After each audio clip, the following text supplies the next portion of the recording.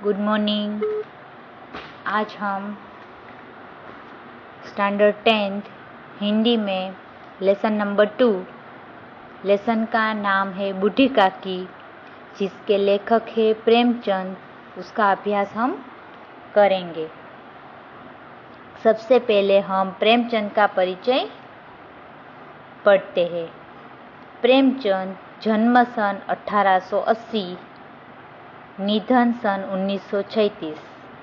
हिंदी के उपन्यास सम्राट प्रेमचंद का जन्म उत्तर प्रदेश के वाराणसी के निकट लम्ही नामक गांव में हुआ था। प्रेमचंद को उपन्यास सम्राट के नाम से जाना जाता है, जिसका जन्म वाराणसी के निकट एक लम्ही नामक गांव में हुआ था। उनका मूल नाम धनपत राय था। प्रेमचंद का मूल नाम धनपत राय था।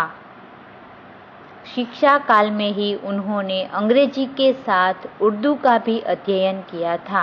अंग्रेजी के साथ साथ उसने उर्दू भी सीखी थी। प्रारंभ में वे कुछ वर्षों तक स्कूल में रहे। बाद में शिक्षा विभाग में सब डिप्टी इंस्पेक्टर रहे।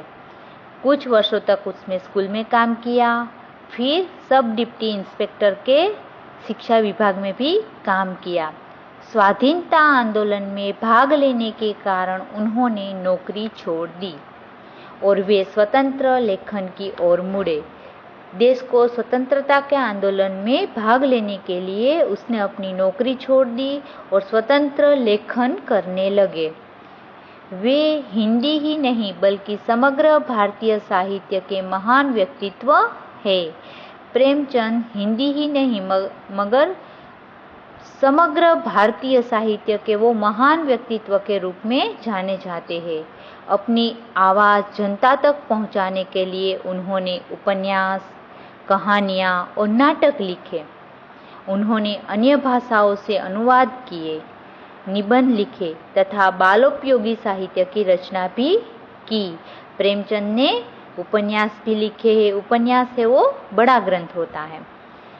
फिर कहानियाँ लिखी, नाटक लिखे, गबन, वरदान, प्रतिज्ञा, सेवा सदन, प्रेमाश्रम, रंगभूमि, कर्मभूमि, निर्मला, कायाकल्प, गोदान, मंगलसूत्र उनके उपन्यास है। ये सब प्रेमचंद के उपन्यास है। मानसरोवर 8 भागों में उनकी लगभग 300 कहानियाँ संग्रहित है। प्रेम की वेदी, करबला और संग्राम उनके नाटक है। ये सब प्रेमचंद के नाटक है। कुछ विचार, कलम और तलवार और त्याग आदि उनके निबंध संकलन है। कुछ विचार, कलम और तलवार और त्याग उसके निबंध है। बूढ़ी काकी में प्रेमचंद ने ऐसे दयनीय वृद्धों की अवस्था की ओर हमारा ध्यान खींचा है जिन्हें उपेक्षा मिलती है। इस कहानी में प्रेमचंद ने हमें जो बूढ़े लोग होते हैं उसकी दयनीय स्थिति का वर्णन किया है, जहाँ हमेशा बूढ़े लोगों को उपेक्षा, उसको तिरस्कार मिलता है। वो बात यहाँ हमें दिखाई गई है और जीवन के हर क्षण का आनंद पूर्वक उपभोग करना चाहते हैं। यह मूल कहानी का संक्षिप्त रूप है। जो बूढ़े लोग होते हैं वो उसको उपेक्षा की जाती है घर में, तो उनके और वो जीवन को आनंद पूर्वक उसका उपयोग करना चाहते हैं, मगर उसकी हर एक बात की उपेक्षा की जाती है। यहाँ बूढ़ी काकी की एक सुंदर कहानी है, जो अपने पति और अपने बेटे के मृत्यु के बाद वो अपने भतीजे बुद्धिराम के साथ अपनी रहती है और सारी संपत्ति बुद्धिराम को दे देती है। मगर बाद में बुद्धिराम और उसकी पत्नी रूपा उसके साथ निर्दयतापूर्ण व्यवहार करते हैं। उसे ठीक से खाना भी नहीं देते हैं और अंत में रूपा को पश्चाताप होता है और वो बूढ़ी काकी से माफ़ी मांगती है। अभी हम इसका अभ्यास करेंगे। बुढ़ापा बहुधा बचपन का पुनरागमन हुआ करता है। सबसे पहली लाइन में कहा गया है कि बुढ़ापा है वो बचपन ही है। कैसे? तो कि बचपन में हमारे दांत नहीं होते, हम चल नहीं सकते, हम खाना खाते समय हमारे मुंह से खाना गिरता है। वैसे व्यक्ति बूढ़ा हो जाता है तो उसके दांत भी गिर जाते हैं, वो ठीक से चल भी नहीं सकता और उसे खाने की इच्छा भी होती है और छोटी छोटी बातों पर उसे गुस्सा आता है। और इसलिए कहा गया है कि बुढ़ापा है वो बहुधा बचपन का पुनरागमन हुआ करता है। बूढ़ी काकी में जीभ के स्वाद के सिवा न और कोई चेष्टा शेष थी और न अपने कष्टों की ओर आकर्षित करने का रोने के अतिरिक्त कोई दूसरा सहारा ही। अभी बूढ़ी काकी को जीभ का स्वाद, जिसको कहते हैं रसास्वाद, खाने की इच्छा के सिवाय उसे कुछ नहीं बची थी। उसे कुछ इच्छा नहीं थी, खाना ही उसकी मेन इच्छा थी।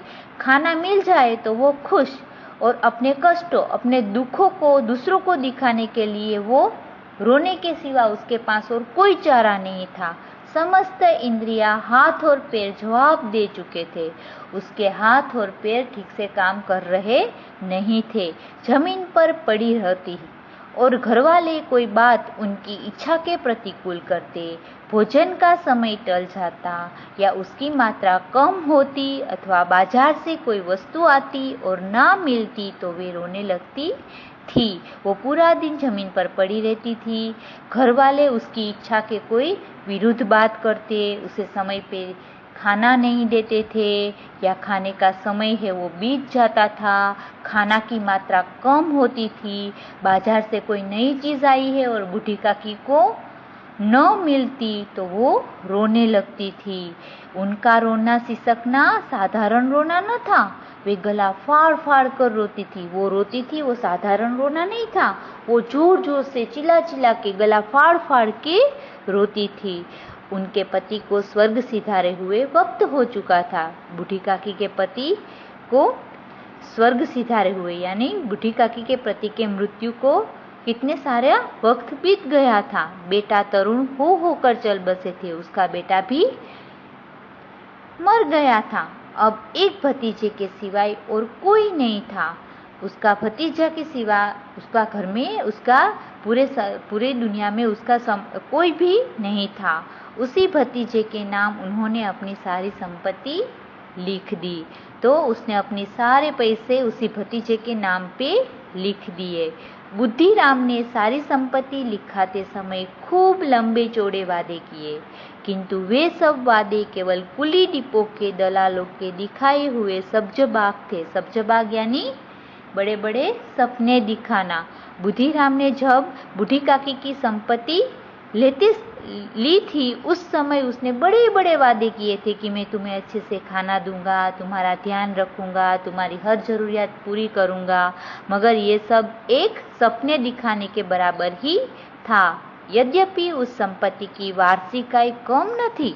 बूढ़ी काकी के पैसे से जो वार्षिक आवक थी बुद्धिराम को वो कम न थी, तथापि बूढ़ी काकी को पेट भर भोजन भी कठिनाई से मिलता था।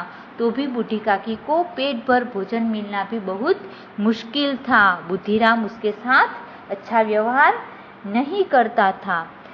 लड़कों का बूढ़ों से स्वाभाविक विद्वेष होता ही है। तो ये भी एक आशय स्पष्ट में आपको पूछा जाएगा कि लड़कों को बूढ़ों से यानी नई पीढ़ी को पुरानी पीढ़ी दोनों के स्वभाव में विद्वेष यानी मतभेद होता है। नई पीढ़ी और पुरानी पीढ़ी के जो विचार है उसमें मतभेद होता है। नई पीढ़ी है वो अपनी तरीके से सोचती है, जो पुरानी पीढ़ी है वो अपने तरीके से सोचती है। तो उन दोनों के विचारों में विद्वेष यानी तर्क वितर्क होता है। और फिर जब माता पिता का यह रंग देखते तो वे बूढ़ी काकी को और सताया करते। तो बुद्धिराम के लड़के भी उसकी माता पिता का व्यवहार देखते थे और वो भी बूढ़ी काकी को परेशान करते थे। कोई चुटकी काट कर भागता, कोई उन पर पानी की कुल्ली कर देता। काकी चीख मार कर रोती, परंतु यह बात प्रसिद्ध थी कि वे केवल खाने के लिए रोती है, अतएव उनके संताप और आंतरनाद पर कोई ध्यान नहीं देता था। तो बुद्धिराम के 3 लड़के थे, 2 लड़के और 1 लड़की थी। तो यहाँ उसके बड़े बेटे का नाम दिया गया है जिसका नाम मुखराम है, और लड़की का नाम दिया गया है लाडली। उसके बेटे भी बूढ़ी काकी को चुटकी काटते थे, उन पर पानी की कुल्ली, पानी मुंह में भरकर उन पर डालते थे।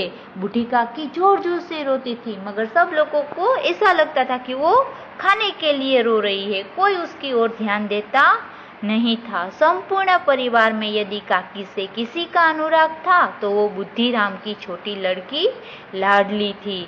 तो पूरे परिवार में बुद्धिराम की छोटी बेटी लाडली ही काकी का ध्यान रखती थी। लाडली अपने दोनों भाइयों के डर से अपने हिस्से की मिठाई या चबेना बूढ़ी काकी के पास बैठकर खाया करती थी। तो लाडली है, उसके दोनों भाई शैतान थे, इसलिए वो अपने हिस्से में जो भी मिठाइयाँ और जो भी उसके हिस्से में जो भाग आता था वो बूढ़ी काकी के पास बैठकर खाती थी। यही उसका रक्षागार था, और यद्यपि काकी की शरण